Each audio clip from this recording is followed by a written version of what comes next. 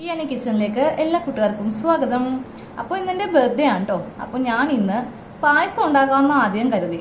അപ്പോൾ കുട്ടികൾക്ക് ആർക്കും പായസത്തിനോട് അത്ര വലിയ ഇൻട്രസ്റ്റ് ഇല്ല. അപ്പോൾ ഞാൻ വിചാരിച്ചു എന്നാൽ പിന്നെ ഒരു പുഡിംഗ് ഉണ്ടാക്കാമെന്ന്. അതാവുമ്പോൾ നമ്മുടെ ഇപ്പോഴത്തെ ക്ലൈമറ്റിന് നല്ല ചേർച്ചയാണ്, കാര്യം ചൂടല്ലേ. അപ്പോൾ കൂളായിട്ടുള്ളൊരു ഡെസേർട്ട് ആവാമെന്ന് കരുതി. വളരെ എളുപ്പത്തിൽ ചെയ്യാവുന്ന കാര്യമേ ഉള്ളൂ. അപ്പോൾ നിങ്ങൾ വീഡിയോ കാണുക, ഫീഡ്ബാക്ക് തരിക.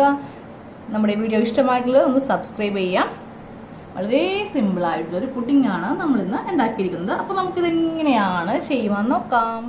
അപ്പോൾ ഞാനിവിടെ ഒരു പാൻ വെച്ചിട്ടുണ്ട്.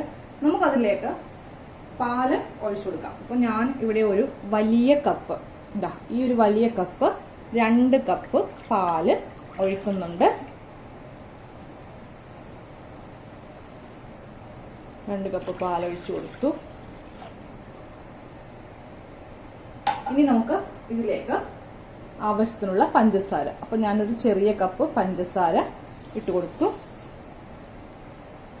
ഇനി പാല് നന്നായിട്ടൊന്ന് തിളക്കണം. ഫ്ലെയിം നന്നായിട്ട് കൂട്ടി വെക്കാം.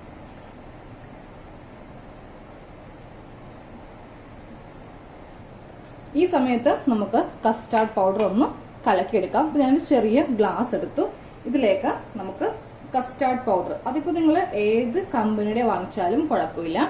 ഞാനൊരു 3 ടേബിൾ സ്പൂണോളം ഇടുന്നുണ്ട്.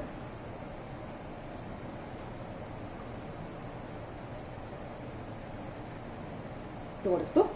ഇനി കുറച്ച് പാൽ ഒഴിച്ചിട്ട്, ഇത് വേറെ പാലാണേ, അതായത് നമ്മളിപ്പോൾ ഈ പാനിൽ ഒഴിച്ച പാലല്ല, വേറെ കുറച്ച് പാലെടുത്തിട്ട് ഇതൊന്ന് കലക്കിയെടുക്കുക. കട്ട കട്ടാതെ ഒന്ന് കലക്കി എടുക്കണം.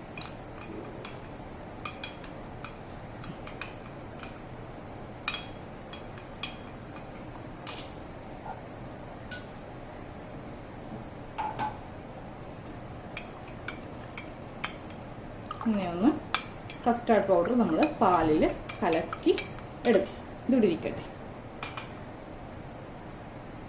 അപ്പോൾ പാല് നന്നായിട്ട് തിളച്ച് വന്നിട്ടുണ്ട്. ഇനി നമുക്ക് ഇതിലേക്ക് നമ്മളിപ്പോൾ കുറുക്കി വെച്ചില്ലേ കസ്റ്റാർഡ് പൗഡർ, ഒന്നും കൂടി കലക്കുക. അടിയിൽ ചിലപ്പോൾ കട്ട പിടിച്ചിരിക്കുന്നുണ്ടാവും.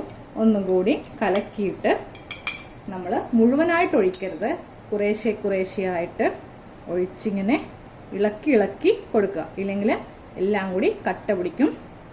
കുറേശ്ശെ കുറേശ്ശെ ഒഴിച്ച് വേണം ഇതിങ്ങനെ ഒന്ന് വേവിച്ച് എടുക്കാനായിട്ട്.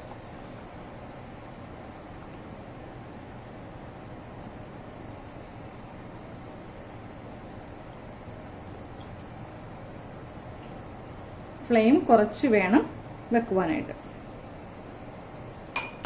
അപ്പോൾ നല്ലൊരു കുറുക്കായി വന്നിട്ടുണ്ട്. ഒരു ക്രീമി പാകത്തിന് നമുക്ക് കിട്ടിയിട്ടുണ്ട്. അപ്പോൾ സ്റ്റൗ കുറച്ചാണ് ഞാൻ വെച്ചിരിക്കുന്നത്. ഇനി നമുക്ക് സ്റ്റൗ ഓഫ് ചെയ്യാം. ഇളക്കിക്കൊണ്ടേയിരിക്കുക, ഇളക്കൽ നിർത്തരുത്.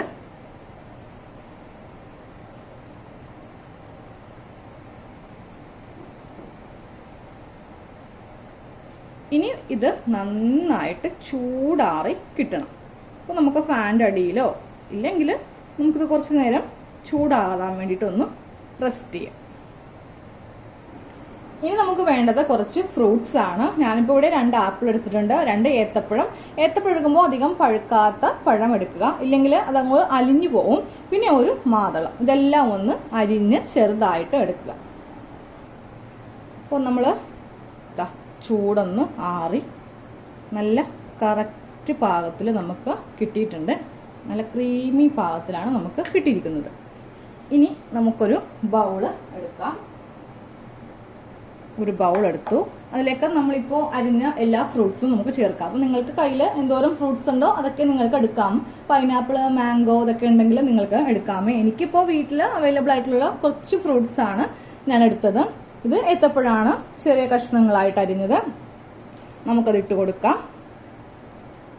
പിന്നെ നമുക്കിതിലേക്ക് ആപ്പിൾ, അതും ചെറിയ കഷ്ണങ്ങളായിട്ട് അരിഞ്ഞത്, അതും ഇട്ട് കൊടുത്തു.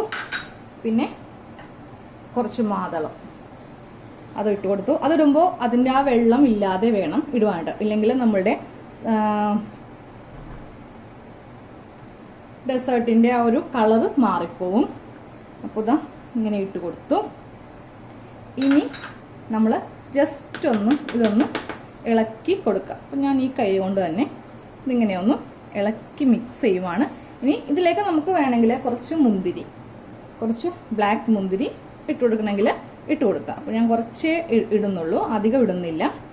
ഇട്ട് കൊടുത്തു. ഇനി ഇതിലേക്ക് ഞാൻ ഇത് കുറേശ്ശെ ആയിട്ട് ഇങ്ങനെ അങ്ങോട്ട് ഒഴിക്കാൻ പോവാണ്.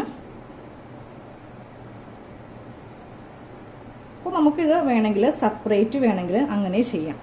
ചിലർ സെപ്പറേറ്റ് ആയിട്ട് ഫ്രൂട്ട്സ് വേറെ ഈ ഒരു ക്രീം വേറെ ചെയ്യുന്നവരുണ്ട്. അപ്പോൾ അങ്ങനെ വേണമെങ്കിൽ നമുക്ക് ഇങ്ങനെയും ചെയ്യാം, എങ്ങനെ വേണമെങ്കിലും ചെയ്തെടുക്കാം. അപ്പോൾ ഞാനപ്പോൾ എപ്പോഴും സാധാരണ അങ്ങനെയാണ് ചെയ്യാറുള്ളത്. ഫ്രൂട്ട്സ് വേറെ കുറച്ച് ഹണി ഉപയോഗിച്ചിട്ട് സെറ്റ് ചെയ്തെടുക്കും.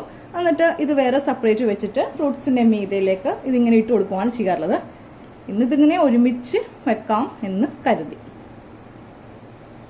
കുറച്ചുകൂടി ഞാനിതുകൂടെ ഒഴിക്കുവാണ്. ഫുൾ അങ്ങോട്ട് ഒഴിച്ചു കൊടുത്തു.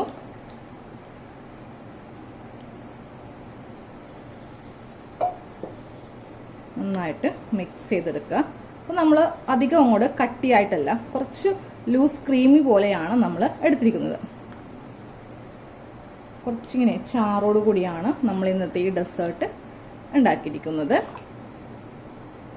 അപ്പോൾ ഡെസേർട്ടിൻ്റെ ഫുൾ പണി കഴിഞ്ഞു. ഇനി ഇതങ്ങോട്ട് ഫ്രിഡ്ജിലേക്ക് വെക്കാം, നന്നായിട്ട് ഇതങ്ങോട്ട് തണുപ്പിക്കുക, എന്നിട്ട് ഇതങ്ങോട്ട് കഴിക്കാം. ഓക്കെ, അപ്പോൾ നമുക്ക് അടുത്ത വീഡിയോ കാണാം. താങ്ക്